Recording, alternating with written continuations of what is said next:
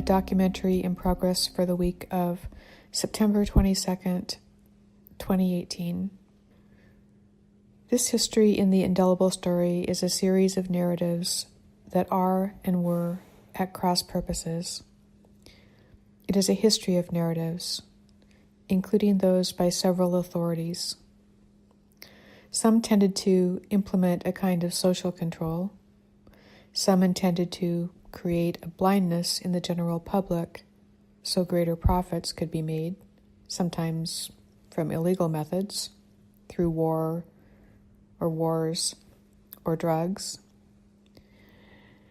And often these efforts resulted in disasters on many levels for many of the human beings involved, some of who participated profited, some died, and some spent their lives in prison. But like other stories that border this one, recording the history of events and people with any semblance of authenticity is constantly thwarted. As Julian Assange says, when WikiLeaks tries to share facts, those facts are often distorted by the mainstream media, or they, as messengers, have their voices distorted through smears. And I have seen in this story data in historical databases changed in order to distort events. Even factual statistics are altered, all done under the watchful eyes and even directed by authorities. So it seems there is no way to tell the story in a traditional way, as usually what happens if one attempts to do so in these circumstances. Examples of controlled opposition will be created and appear in the media. That is one reason to let the parts of the story drip out in these podcasts, rather than provide one big story, that it becomes one big target that is then dismissed through more well-funded efforts, and so the authentic story is forever lost.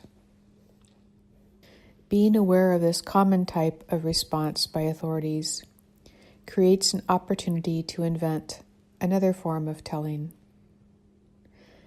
But it cannot just be a straightforward telling, as there are human beings from the story that live today and are suffering. Their suffering cannot be sidestepped, and so this story is not a completed history. It lives. And for these reasons, I have begun to explore alternative ways to tell the story. And I do so by introducing a few new concepts, which are paths that will be included in this telling of a history.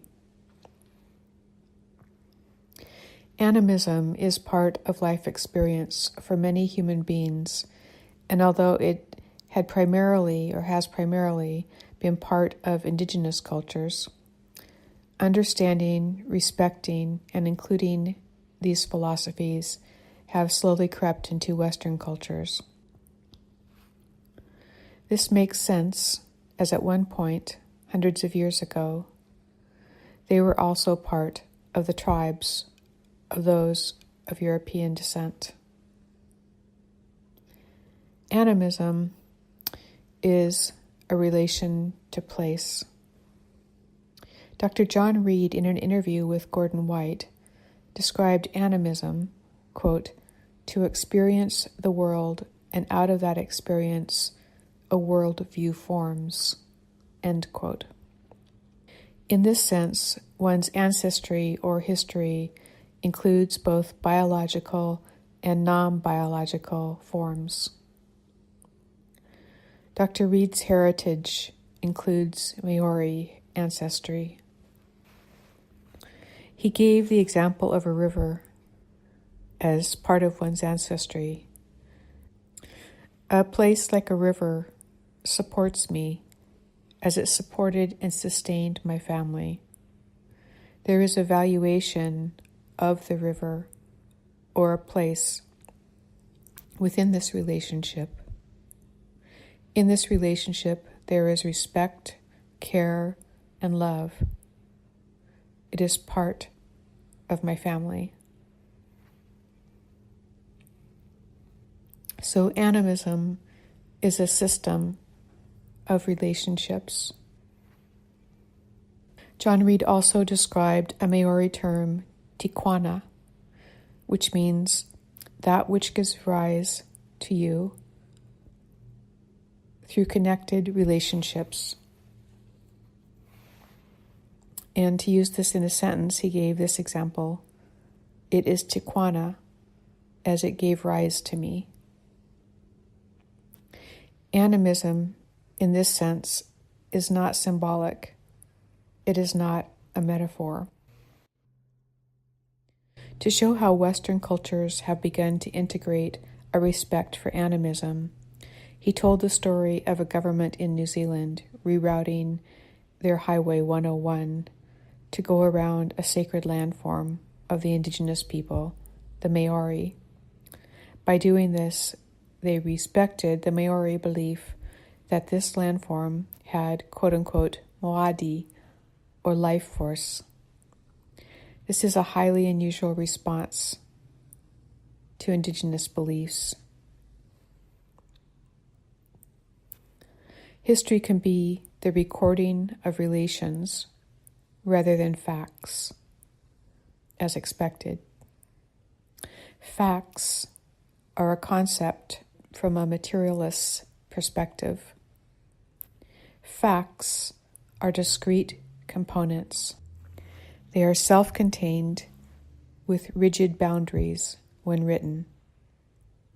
They are entered into a field in a database. But as I have observed, these fields are often falsified at will by authorities. So being hard-edged and named in official databases, they can be the basis of propaganda. So instead, I am considering the structuring of a history as a complex, fluid mesh of personas, not people, or characteristics of events, where the stories of people and their history are embedded, flow through, or are entangled.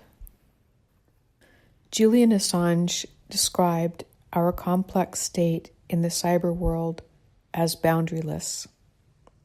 He likened the whole of it to the game of Go, which he described as a very good toy model for reference.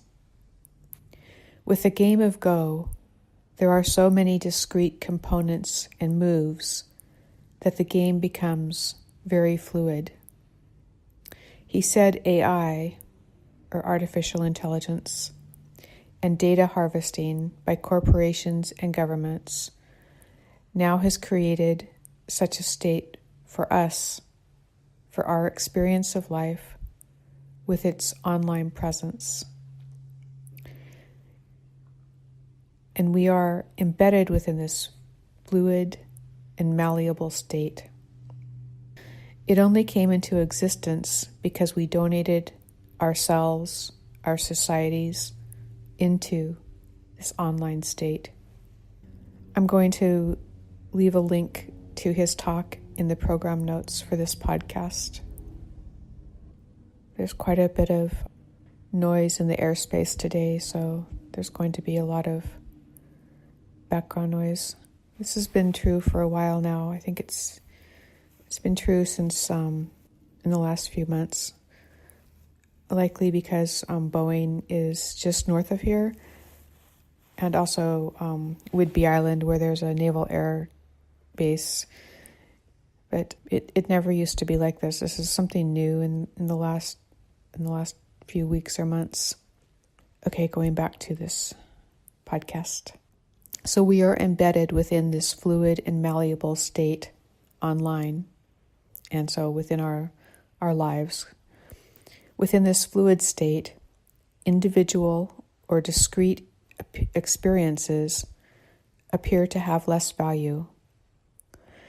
But that is not true from the perspective of valuing the human being. John Trudell constantly emphasizes the value of human beings' unique capacity for coherent thinking, what he calls coherent thinking, which includes imagination as something which is deeply embedded in the being part of humanity. If we look at a homeless person asleep at the side of a building, they can almost seem to be a living carcass, as if their value, their being, has been crushed, stripped, or obliterated. And in many ways it has. But it is not gone. The human being that sleeps there has merely fallen from an artificial structure that has been created in our societies. It is the numeric grid which our economic and technical systems have placed over our very fluid and creative space of being, the space of coherent being. All jobs, bank accounts, credit reporting, law enforcing, or licensing are part of this numeric grid. It is not animistic. It does not place value on what is unique or powerful about human beings. It merely harvests data from them, numerical data, high numbers and low numbers. Active human beings primarily live closely tethered to this grid when they have the capacity to contribute numeric value to it.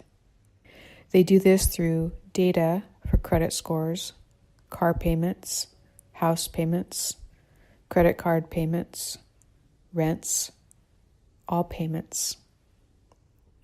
And in return, the grid provides a higher value in their bank account, which is also numeric data. But there is no other human relationship to this grid. It is not like the river in the animism example given by Dr. Reed. His example showed a relationship between the human beings who lived next to a river and survived and thrived because of what it offered. Its characteristics became a persona.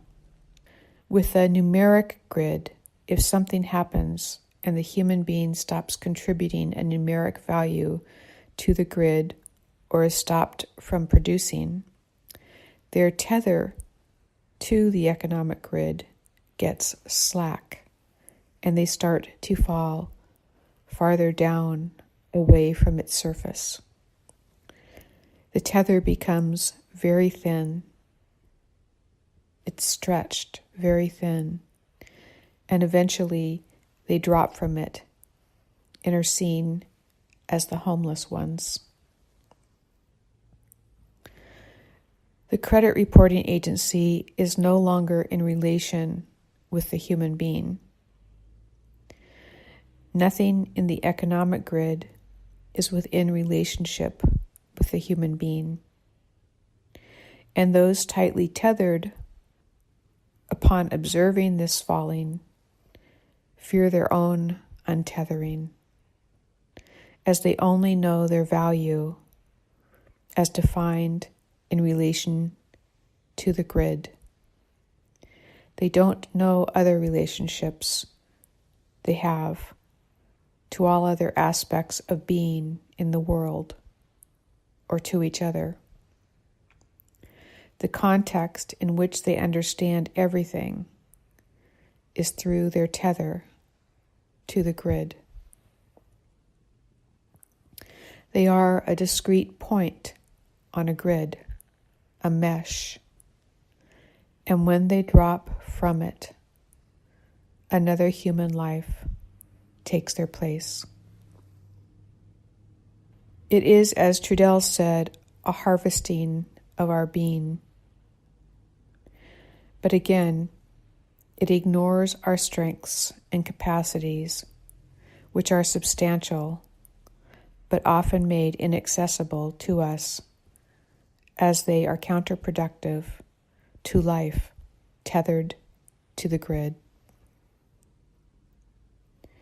Any human being dropped from the grid as a homeless carcass is a tragedy, as it is the loss of the actualization of their unique gift, a gift that would add to our culture in ways yet unknown. And there is no need to lose this human potential. It's a foolish loss. It is short-sighted. It does not help anyone to not allow each and every human being to fully actualize their unique potential or creative insight. So in this project, I want to create one example where events in a small section of history are recorded through the relationships which are part of it. The relationships are the personas and characteristics of events which have been given rise to live and be. And so it will be an animistic history. Such a history is a series of relationships between discrete events, not a hard-edged description of facts. It will be presented as a series of descriptions or artifacts from these relational or in-between experiences, where the reader, quote-unquote, of the history becomes an active participant in stitching these pieces together in some meaningful way for their, quote-unquote, need to know or, quote-unquote, want to know. Now I want to introduce the concept of boundary finders. These are people who contribute to researching or finding parts of a history. All researchers work together and create a complex contribution. This is a different form of journalism, and each participant explores until they come to a boundary, a place that cannot be penetrated for any number of reasons. In my research on this project, the group contributing and affecting the events included organized crime. Although this was not recorded and was not easily visible, and it was impenetrable, as to research this area or contact anyone who knew about it would cause actions to occur to stop the research altogether, as we saw with Gary Webb and Michael Hastings and my father. At this time, there is nothing to help one defend against this. No laws will be enforced, and there will only be death or trauma, and the years of research will be destroyed and recontextualized. But finding such impenetrable boundaries are important. And if located and recorded, they create a contour of what is hidden, like a shadow. In animism, the shadow tells what isn't told. And I have a small story to help explain this kind of shadow. During the Standing Rock incidents, I observed such a shadow. The authorities shot down a drone owned by the Native Americans and then publicly denied doing so. But I had screen captured the view of the man on the ground shooting, seen from the drone's camera, which was publicly streamed. And although the man's gun could not be seen directly as he stood in the dark, his shadow could be seen because he was backlit. His shadow projected an image of his gun aimed at the drone. The relationship of the event and the history of the event included the shadow. It was animistic. This history will also use voice. Voice carries with it multiple layers of meaning in the words, but also the sounds, which are the carriers of emotion. With abstract language, the phonetic packets ride on the carrier wave of sound, whose layered waveforms communicate emotion, location, history, etc. Dialect conveys place, ancestry, social experience, education, comfort, etc. Voice in this way operates on multiple levels, so it cannot be propagandized. Propaganda, again, is an operation on facts, on discrete descriptions with rigid boundaries. This history will be packed into a collection of hieroglyphs, which are an expanded form of writing, as Derrida described, where an image, either visual or sound, contains not just a single meaning, but multiple meanings, where a single form reveals not just a letter in a sentence describing a place or event, but the complex image of a house by a river with much sun and with a dog that lives there, etc. And being packed, the viewer of the history will need to know how to unpack it.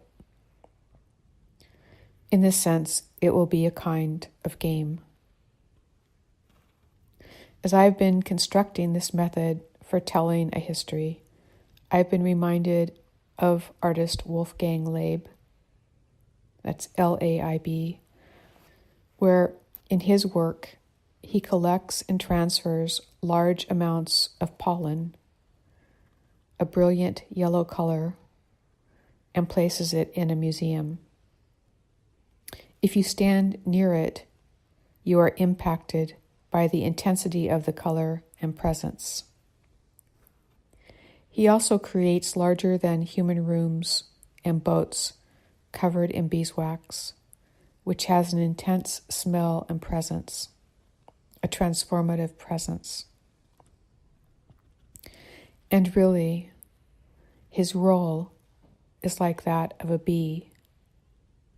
He plays the role of a bee for the audience, though he does not say that, but he is the actor, the intermediary in the event between locations and times of events, a human being. And that's all I have for today. Good night.